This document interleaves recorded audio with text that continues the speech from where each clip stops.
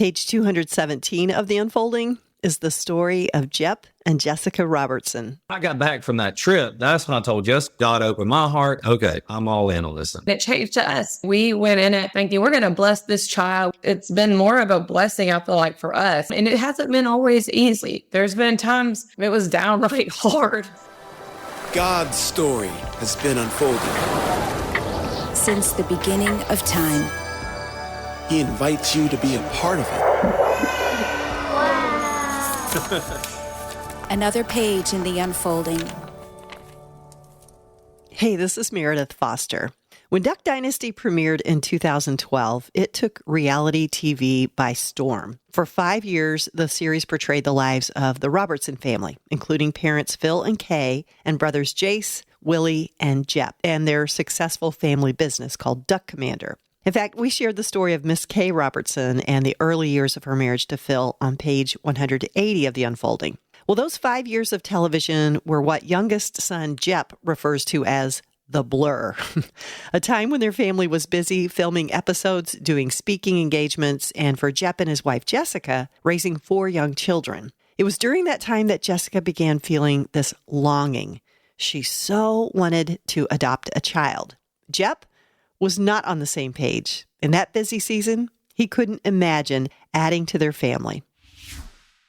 We've been married almost 23 years now, but at the time when we adopted, we had a 6.5-year-old, 8.5-year-old, 10-year-old, and then almost 12-year-old at the time. We got married young, and we were blessed to be able to have 4 biological children of our own.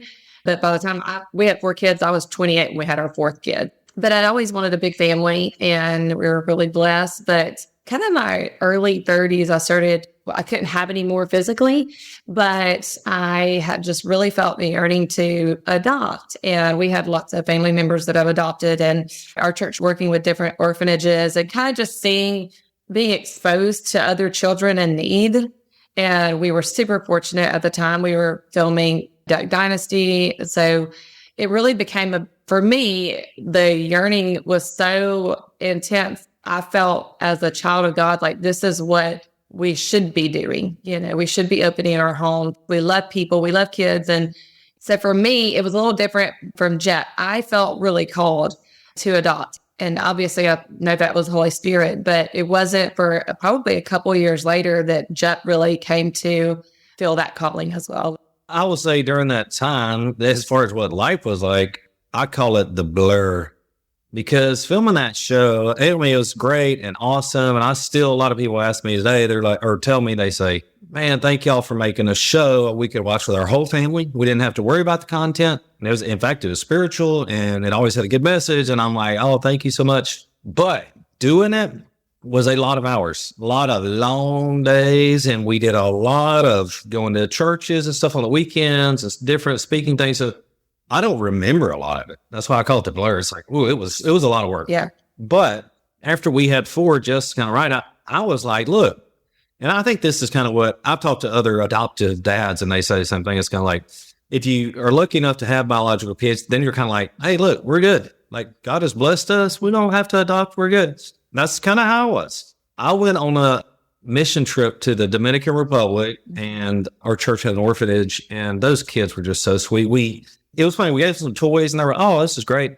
Then we gave them some like Hanes underwear, like just tidy whities and some white t-shirts. And they cried and bawled and hugged those clothes. And they were good. They never got any new clothes. That was huge. And we cried. And I was like, oh my gosh, like I just never seen such joy out of something so small. And I thought I could bring home, it was like 8 little boys. And I thought I could bring all these boys home and adopt. They'd be in my family. Mm-hmm. So when I got back from that trip, that's when I told Jess, which had been a couple of years later after she had wanted to adopt. So that's kind of when God opened my heart. And I was like, okay, I'm all in on this. Jess, what was it like during those couple of years before Jep got on board? I mean, I feel like it kind of kept getting where it was. And I remember him coming to me and being like, it was kind of out of the blue. I'm just not the type of person to pressure him to want to do something and I was like, it's a heart thing, because I was like, what if we adopted and then something was horribly wrong? And then he was like, I knew we shouldn't have done this. We had to be in sync. We've always done that. We've always he's my best friend and we get along really well, but it's because I respect him and I value him. And if he never came to that conclusion that we needed to, I was okay. I was like, maybe it's serving that we need to do, right? But yeah, I mean, I felt like it never went away. And it only the more we worked with other orphanages and kids, even in the inner city, the more I just felt cold. And it was such it was a burden to be able to want to open up your home and love other people, other children that simply just want to be loved, and taken care of. I just knew that was something I wanted to do. And like I said, if it would have been the flip side and we didn't, I would have started serving more and doing more. And whether it was the foster system or something where there's so many amazing things you can do out there. I would say adoption is not for everyone, but it can be for a lot of, especially Christian people. We should be the ones stepping up to the plate and being able to change a legacy, a life forever, and it changed us. I always say we went in it thinking we're going to bless this child. We're going to love this child, him or her, whatever. And it's been more of a blessing, I feel like, for us. It's a life change. We've grown, and it hasn't been always easy. There's been times it was downright hard, and those moments, we leaned on each other as family. We leaned on the Lord, and we knew we would not be in that situation. We would not be in that moment if God didn't call us to be in that moment. So it's just trusting that He's going to get us through it. We all need grace. We've had things and issues with our biological children, right? We all have things that we have to deal with, and hopefully you run to Jesus instead of away through those trials. And then you come out on top and you look and you're like, oh, I feel like my faith is more grounded by going through these trials. And whether it's something in your marriage or whether it's something, if you just continually look to Christ, you can get through it and you will be stronger on the other side. So what did you think when he came home from that trip and said, I'm open to it? There was a moment of are you sure? Because I don't want you, it's been coming off a high from, serving. And it's no. So we started the process. We met with an adoption attorney, and we decided to do a closed adoption just because we did have 4 biological children. And it was kind of in the middle to end of filming Dynasty. And so that was just there were so many things going on, so many moving parts. We just thought, let's do this, have a closed adoption, because I just felt like it might be the safer route for now. And so we went down that route. There's a few kind of failed adoptions that would fall through last minute. So there's that heartache too that goes along with it. Okay, is this really what we're supposed to do? But we knew that we really felt like there was a sound clarity of this is the route. This is where you should be going. We went and met with our adoption attorney. She's awesome lady. And the first thing she said was, let's get on our knees. And I was like, okay. She's like, we're going to pray to God. Because she was like, this ain't always easy. I mean, she kind of made it real clear at the beginning, she's like, I'm going to lean on God and y'all need to too, because it's not always easy. And she was so right, because, you don't realize how things fall through, and then they can change their mind, and that happened to us. There could be several women you work with, and God's going to kind of put you, I think, with who, he set apart for you. Were your kids aware of what was going on as well? Yes, we talked about it a lot. Kind of like me. They've been begging for years, because we had our first 4 back to back, a year and a half apart. And so we had a really close. So obviously by the time, the little ones, River was 6.5, they had been begging for a son out. So they were gung ho, and it was super sweet. Well, you had gone through the process, and there had been a couple of times where you thought an adoption was going through and then it didn't. What was it like when it finally went through and you meet Gus? It was funny because his happened so quickly. Yeah. It was literally a phone call. Jess was up there, and then I went up there, and it was super fast. It was so weird because the other ones were long, hard roads that just oh man, we were kind of worried. We were praying a lot. And it was awesome because at different times, the last one, another family stepped in, and it worked itself out, and it was great. So it was so funny how it all worked. It was he went through all these hard times, and Gus was born. Months and months of working we with took him home days. It was just quick, boom, boom, boom. He was born on a Friday, got a call the next day on a Saturday. I saw him. I spent the whole day holding him on Sunday, brought him home on Monday morning. Wow. I had no diapers, wipes, formula, car seat, because we were still planning. We had a couple of months left with this birth mother before she was going to give birth. But at the end, she started kind of changing her mind and wanting a open adoption. And at the time I would have been scared. I wouldn't know how to deal with it going into an open adoption with her, because I know my whole thing behind why I wanted a closed adoption too is, like, at some point it's going to be hard. I knew at some point, your own kids, right? It's hard at some point in the teen years when they think you just don't understand, I was like, at some point it's going to be hard, and he's going to say, well, you're really not my mom. Like, and the birth mother's like, well, if you came to live with me, I wouldn't. So I was afraid of that scenario. I was afraid of having to discipline and show tough love during some of those years, and him having an option to say, you know what? I'm of age. I'm out of here. And we've actually seen it. We've seen it with a church family that this happened to, and it was horrific. It was horrible. And so I was like, I was scared of those things. And obviously I feel like probably at this age, if we adopted, I could handle having an open adoption, being a little bit older. But at the time, being young, I was 34 at that time. And I just thought, we have little ones. I don't think I could take on a birth mother too at that time. Wow. So you brought him home on a Monday. Just to give me a glimpse of life that week, like what that was like. Well, I'll say that even Jep said we had some failed adoptions. Like one went through we just knew we were going to bring this baby home. So we were like, we had already told the family, like all the family. So when it fell through, it was so hard, because then we had to go tell everybody, never mind, we're not going to bring this little boy home.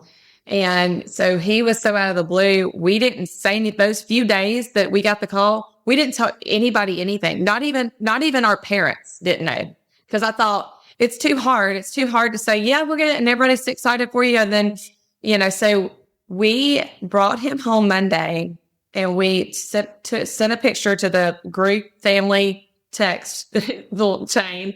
And we said, we just want to introduce you to your new nephew, Jules Augustus Robertson. So it was such an awesome thing to do. And then everybody's just outpouring, people coming over, obviously so excited to have another baby in the family. I am sure. What is there a story behind his name?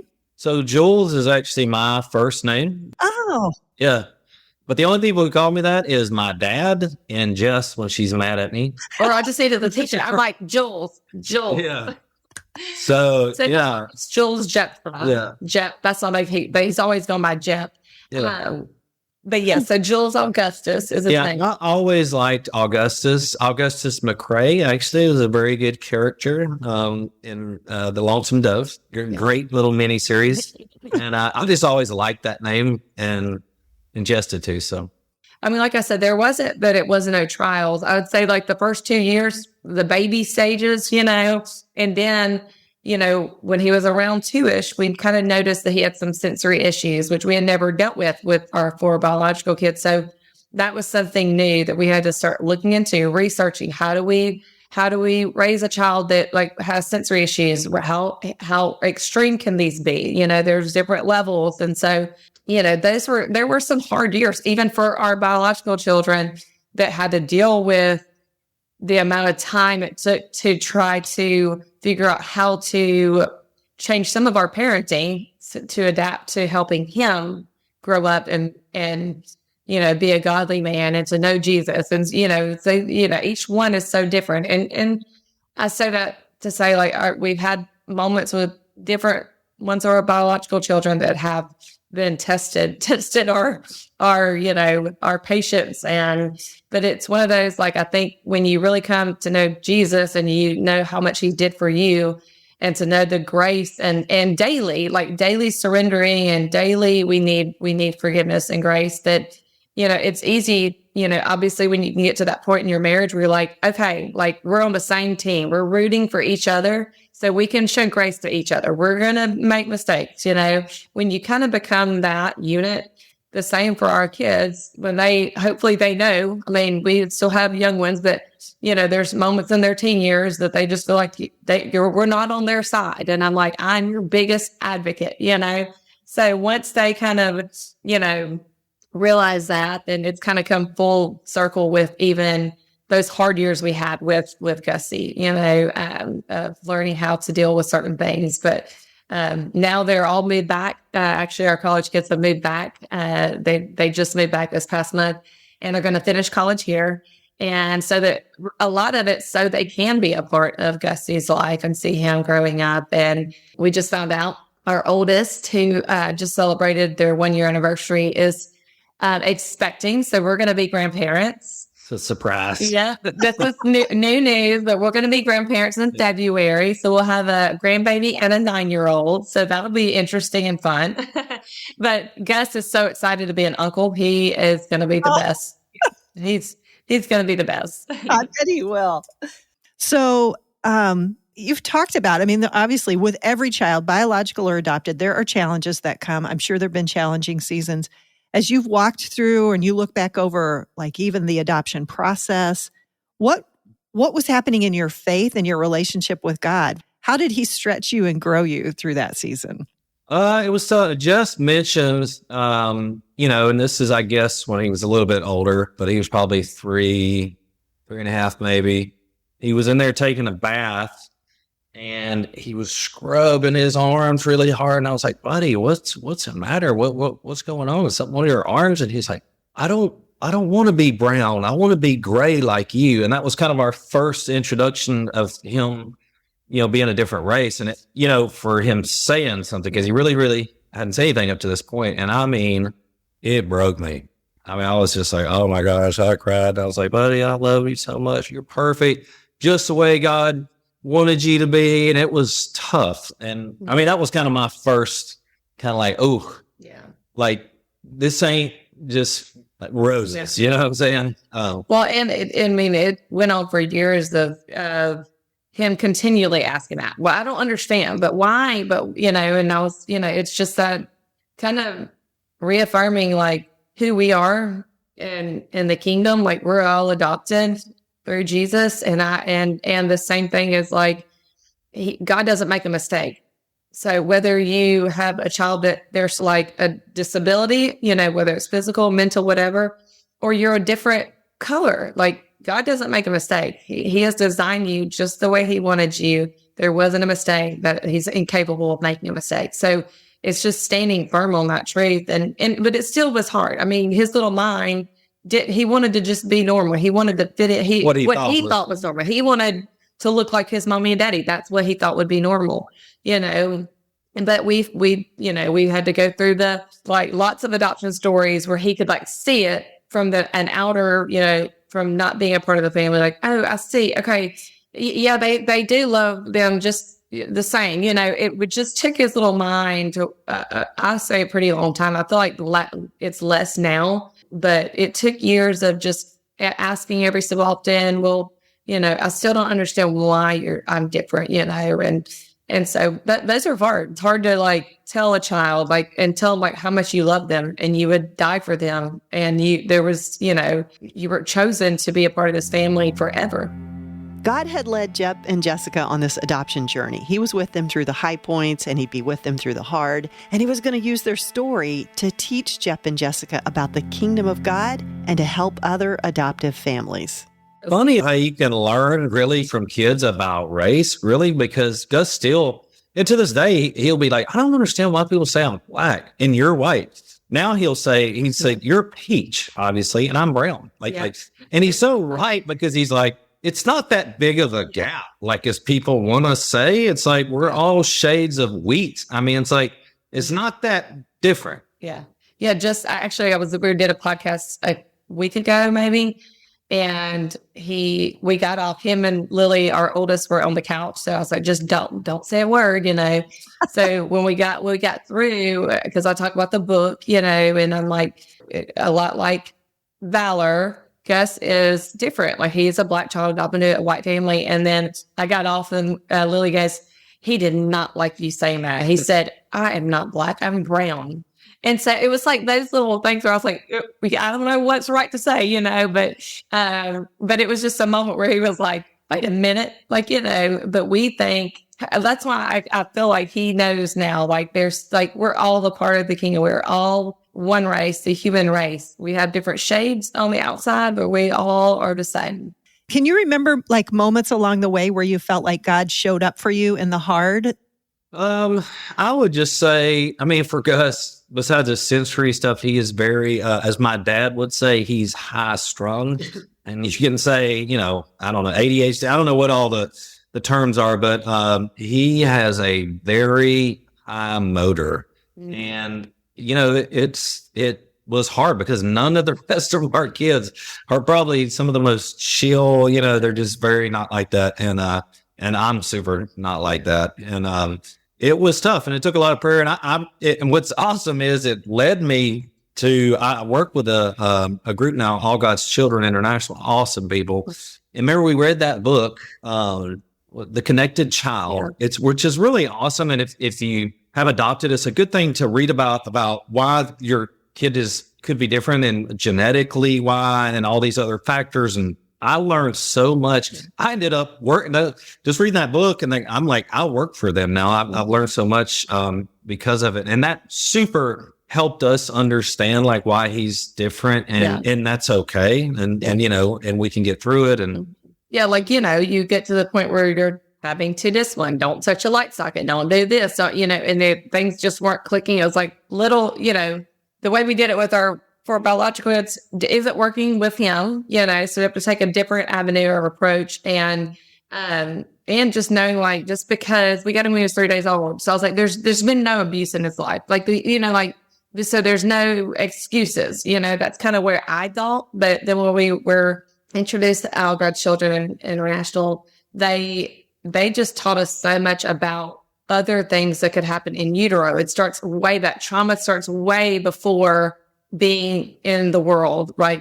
Being, after delivery. So that really opened my eyes. And then it was the prayer of like, God, help me to know how to raise him and be patient and, and not like, obviously he already had issues thinking, oh, well, I'm not really a part of of your family because I'm different. And that was like, no, you are. You're just a part. You're my child, and so, but it's also like, he already had trouble with that. So I didn't want it to be like super harsh. And it seemed like, well, we're so tough on it, but you also there's boundaries here. You have rules to follow and you could get hurt if you don't, follow these. So, figuring those things out. And there was a lot of growth. There was a lot of tears through certain, moments. But looking back, I really could just see how God strengthened us, as a family.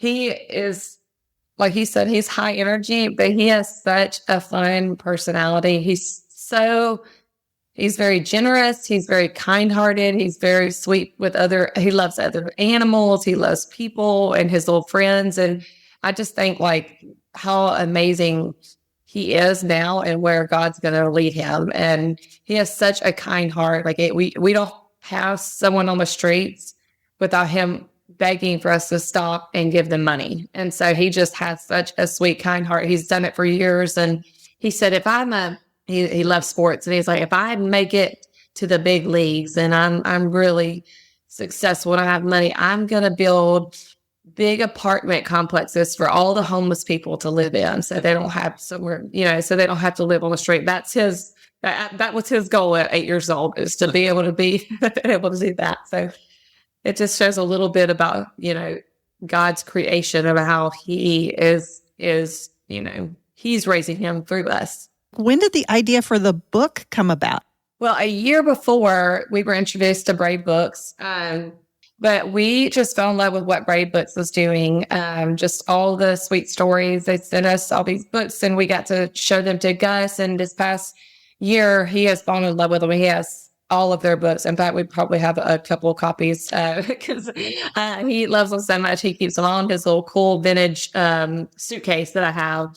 But he brings them in and out, and we get to read those stories. And each one is about some little life lesson that's really like, it's super important. And it kind of opens the doors of communication, of how maybe a parent doesn't know how to talk about something with a child, but then you can read these little stories and you can kind of grow with these characters that are in the Freedom Island series. That Dear Valor is a part of that series. And so, Valor right away, he's already adopted. It kind of delves deeper into his adoption story. So we got to come alongside Brave Books and put a little bit of our adoption story into Dear Valor. Obviously, Valor is a tiger adopted by lion parents. And, much like I say, Gus is a Black child adopted by a white family. There's, moments that they're questioning why am I different? Just the same as Gus did. We got to tell that story and put it into this book about his friends kind of asking him, like, why are you different from your mom and dad? And so he obviously asked and the first time realized, oh, I have a different birth, mommy and daddy. We started when Gus was a baby saying it, so that it just was a natural, like there was no surprise in that moment. But this little story kind of that shows, Valor coming to terms with being adopted and wanting to reach out to his birth parents.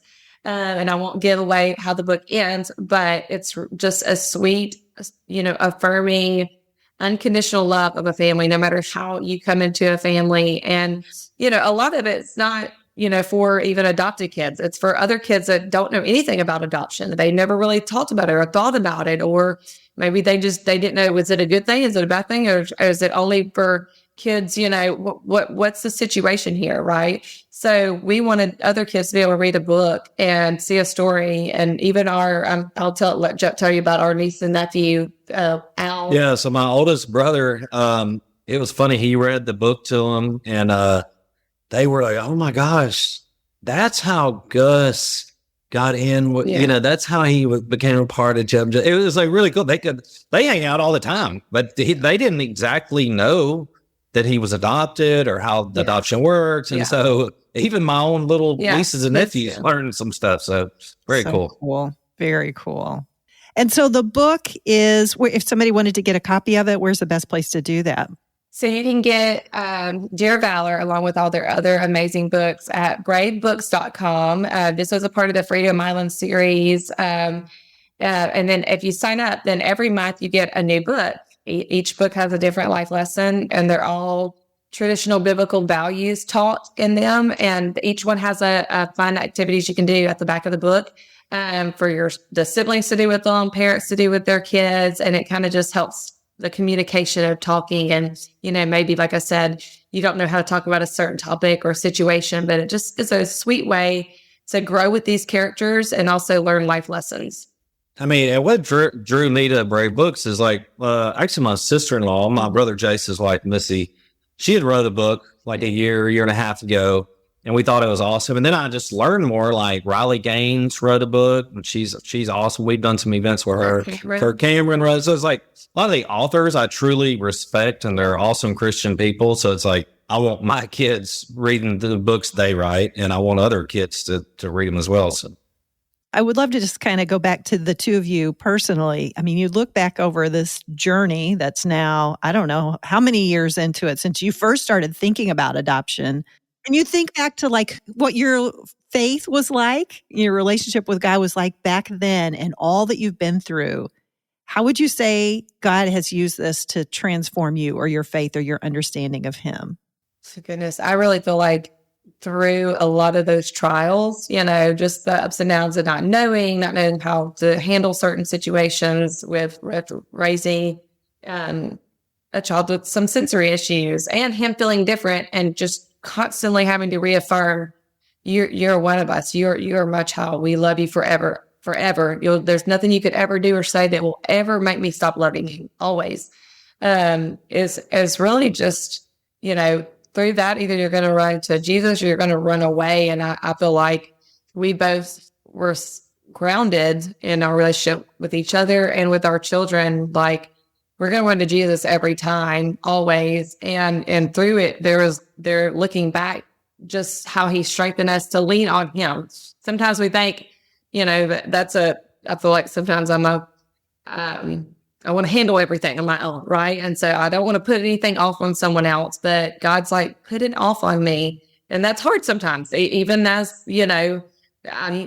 unconsciously doing it, right? We lay it down and we pick it back up. We lay our burdens down, we pick it back up. And so it was a constant reminder. I have a tattoo. It says, I surrender all. Daily reminder, I surrender it all to you.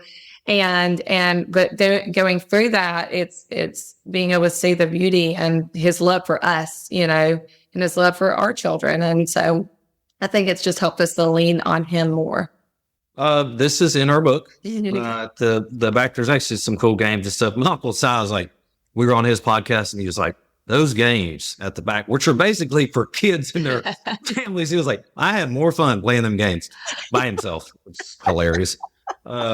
There's a verse. It says, even as he chose us in him before the foundation of the world, that we should be holy and blameless before him.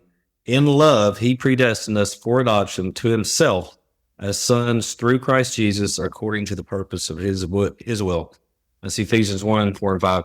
And it's funny, what I've learned is like that verse, was always awesome and I loved it. And like what we've gone through, I totally understand that so much more. You understand more about adoption and us being adopted and how we didn't deserve it. Yeah. God chose us.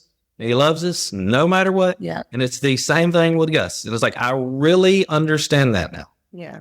I bet you have a hard time reading that verse without getting choked up. I have a hard time reading the book. I have the reading that towards the end of the book, there's moments in every one of the Brave books I've read to Gus that I get choked up and it's hard for me to say it, like finish the words. Cause there's these moments that are always super sweet in every book that it's like showing grace. It's like, and it's that power, the power of showing love and grace to someone else. There's so much power in that make me cry anyway. All right, last question for you.